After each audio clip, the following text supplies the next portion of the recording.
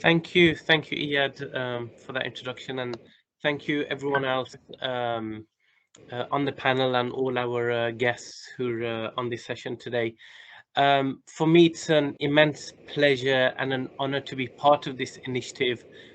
For me, it's a very exciting journey as I've had the opportunity to spend time with some great scholars and with other people on the team who have brilliant and phenomenal amount of practical experience. So I've gained so much throughout the process so far.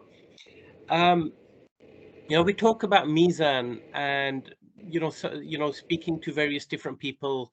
um quite often the feedback we get is, oh, there's so many faith-based documents that have been released over the years, which is true. Most recently we've had the Pope's encyclical, the Laudato Si, which is very popular. We have the Lambeth Declaration, we have the Islamic Declaration on global climate change, and so on. So there's no lacking of faith-inspired declarations on care for the planet. Um, and quite often we hear some criticism from practitioners who tell us that these declarations are only words. How do we translate these words into something more meaningful, into something more tangible actions that bring about change? And so I know when the Mizan team came together, it was with this in light that the Mizan team had in mind from the very beginning of putting the covenant together, that it must be very practical. It has to have something at the end that we can be doing physically. And from the very start, the beauty of this project is that, number one, it's been very participatory from the very beginning.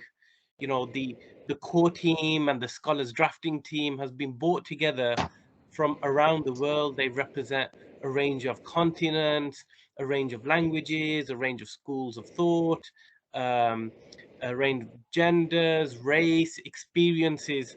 So there's so much diversity and wealth of experience that these people bring to Al Mizan. And then, in addition to that, after the first draft was produced, as Dr. Iyad mentioned and Sidi Fazlul mentioned, that it's been sent out globally to all the scholars, to practitioners, grassroots activists, for them all to have their say and give their feedback. So it shapes the document.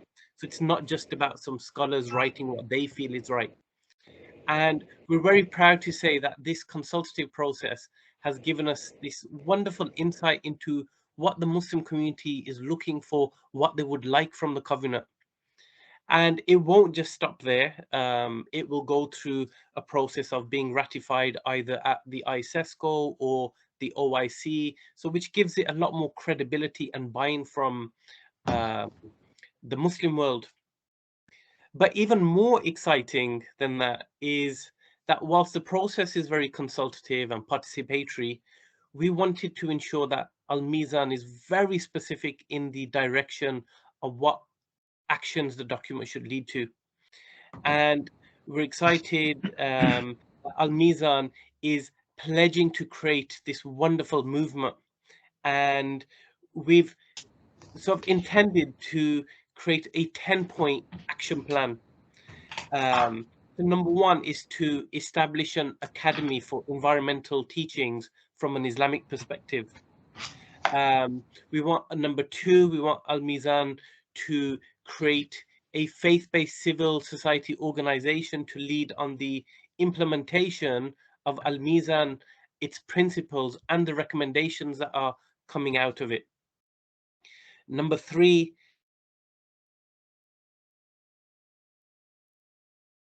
initiatives and campaigns from cities, universities, schools, institutions, civil societies across the entire globe. Number four, to create an Al Mizan Youth Council and a summit encouraging young faith leaders to take a lead on environmental action.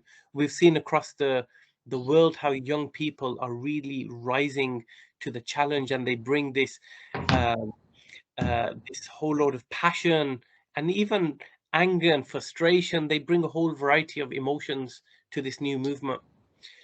Number five, we're looking to create an Al Mizan Global Award of Achievement on Environmental Action as an incentive to recognize Muslims from around the world who are rising to that challenge. Number 6, we want to create a Al Mizan Trust Fund for Action to promote local level projects addressing the initiative's recommendations, so that groups can apply for any money for them to be able to mobilize their communities. Number 7, we want to create Al Mizan Network to connect Muslims from all around the world to share their knowledge and experience. Number 8, we want to create an Al Mizan International Day, which is dedicated to raising awareness and celebrate those actions around the world. Number 9, to facilitate a Al Mizan Global biannual conference where scholars, institutions, and activists meet to discuss relevant issues and topics, submit papers, research, so it can all come under one banner. And number 10, to implement Al Mizan Mosques initiative, which will mean that every participating mosque teaching pertaining to Islam and environment will be conducted, because we know mosques are in the heart of communities and they're in the right place to bring about behavioral change. So you can see is a 10-point plan, a plan of movement that we want Al Mizan to initiate. And during our consultative process, these action points were really well received and they were commended by reviewers. But we were also reminded, especially by grassroots activists, that most of these initiatives should be autonomous and decentralized in order to empower local communities to integrate their own local knowledge, their own culture, their own heritage into the Al Mizan Covenant. And as the core team and the scholars of Al Mizan, this is a point that we are very well mindful about, and we are keen to stress the importance of people being able to, and to be encouraged to make the covenant their own, to have ownership of it, and to have the ability to diversify their approach. And this will maximize their impact in the local communities. So we're quite excited about this. And as it was mentioned earlier, whilst this is a mainly Muslim initiative, we don't intend to work on this solely as Muslims. We want to work with the wider environmental movement, regardless of faith and backgrounds. And this includes working in partnership with the likes of, the Pope Francis's Laudato Si movement, with the UNEP strategy for engaging with faith-based organizations, and of course with Faith for Earth and various different other organizations. Everybody who wants to be part of this, it will be a wider movement.